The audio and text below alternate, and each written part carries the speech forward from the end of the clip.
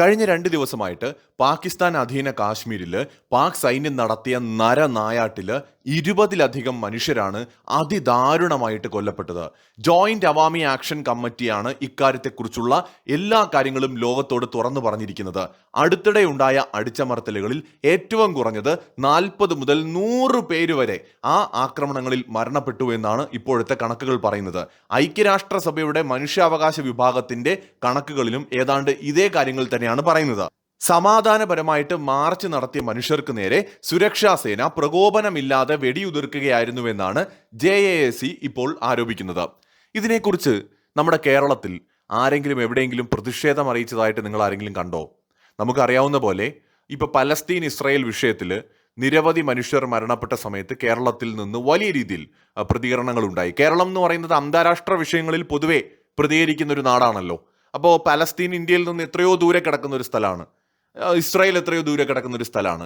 അപ്പോൾ ലോകത്ത് എവിടെ എന്തുണ്ടായാലും അതിലൊക്കെ പ്രതിഷേധിക്കുന്ന, അതിനൊക്കെ പിന്തുണ കൊടുക്കുകയോ എതിർക്കുകയോ ചെയ്യുന്ന ഒരു സമൂഹം കേരളത്തിലുണ്ട്. പാക് അധീന കാശ്മീർ എന്ന് പറയുന്നത് ഇന്ത്യൻ മണ്ണാണ്. അവിടെ ജീവിക്കുന്ന മനുഷ്യർ ഇന്ത്യൻ വംശജരാണ്. പാക് അധീന കാശ്മീരിലുള്ള മനുഷ്യരെ അതിക്രൂരമായിട്ട് പാകിസ്ഥാൻ കൊല്ലുകയാണ്. ഇവിടെ എല്ലാവരും പറയുന്നത് ഇന്ത്യയുടെ പ്രധാനമന്ത്രി നരേന്ദ്രമോദി ഏകാധിപതിയാണ്, ഫാസിസ്റ്റ് ആണ്. ഇവിടെ ആരെങ്കിലും പാകിസ്ഥാൻ ഭരണകൂടം ഫാസിസ്റ്റുകളുടേതാണെന്ന് പറയുന്നതായിട്ട് നിങ്ങൾ കേട്ടിട്ടുണ്ടോ? അസീം മുനീറിനെ ഫാസിസ്റ്റ് എന്ന് വിളിക്കുന്ന ഒരു പോസ്റ്റ്, നിങ്ങൾ നരേന്ദ്രമോദിയെ ഫാസിസ്റ്റ് എന്ന് വിളിക്കുന്ന ആളുകൾ എവിടെയെങ്കിലും പോസ്റ്റ് ചെയ്യുന്നതായിട്ട് നിങ്ങൾ ആരെങ്കിലും കണ്ടിട്ടുണ്ടോ? അസീം മുനീറിനെയോ അല്ലെങ്കിൽ പാകിസ്ഥാൻ പ്രധാനമന്ത്രി ഷഹബാസ് ഷെറീഫിനെയോ ആരും ഫാസിസ്റ്റ് എന്ന് വിളിക്കില്ല. പട്ടാളം ഭരിക്കുന്ന പാകിസ്ഥാനെ ഫാസിസ്റ്റ് ഭരണകൂടമൊന്നും വിളിക്കില്ല. ജന്തർ മന്ദറിൽ സമരം ചെയ്ത സമയത്ത് വളരെ മാന്യമായിട്ടാണ് ഇന്ത്യൻ ഗവൺമെന്റ് അതിനോട് പ്രതികരിച്ചത്. ഡൽഹി പോലീസ് അവിടെ ലാത്തി ചാർജ് നടത്തിയതിനു ശേഷം ഗവൺമെന്റ് അതിനെ പിന്തുണച്ച് നിങ്ങൾ കൂടുതൽ പേരെ അടിച്ചൊതുക്കൂ എന്ന് പറയുകയല്ല ചെയ്തത്.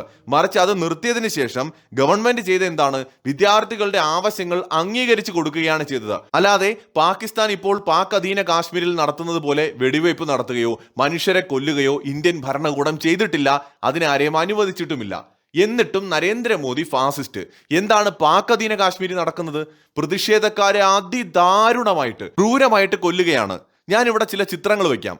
ഇദ്ദേഹം പാക് അധീന കാശ്മീരിൽ നിന്ന് ലോകത്തോട് അപേക്ഷിച്ചുകൊണ്ട് വീഡിയോ ചെയ്ത ഒരാളാണ്. ഇതുപോലെ 100 കണക്കിന് ആളുകൾ വീഡിയോ ചെയ്തിട്ടുണ്ട്. ഞങ്ങളെ ഒന്ന് ഇവിടെ നിന്ന് രക്ഷിക്കൂ, ഞങ്ങളുടെ പൈസ എടുത്തുകൊണ്ട് ഞങ്ങളെ കൊല്ലുകയാണ് ഇവര്. ഇവരെക്കാൾ എത്രയോ ഭേദമാണ് യഹൂദന്മാർ, ജൂതന്മാർ എത്രയോ ഭേദമാണ്.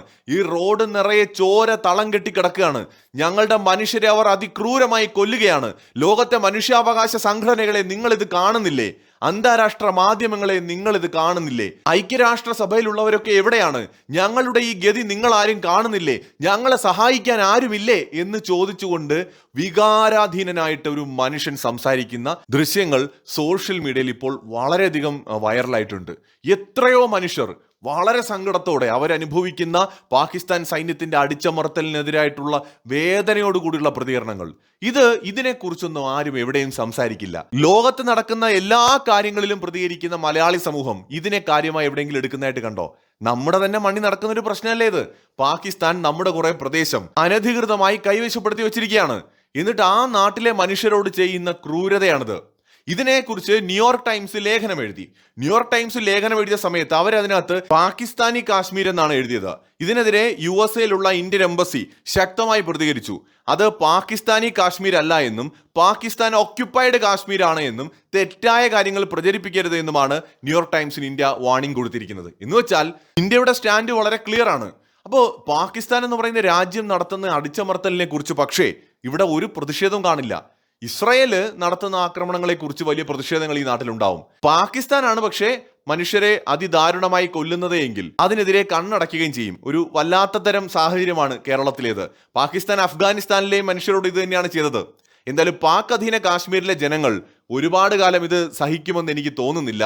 പാകിസ്ഥാനെ കാത്തിരിക്കുന്നത് മറ്റൊരു മഹാവിഭജനം തന്നെയായിരിക്കുമെന്നതിൽ ഒരു തർക്കവുമില്ല. മറ്റൊരു വീഡിയോയുമായി വീണ്ടും കാണാം.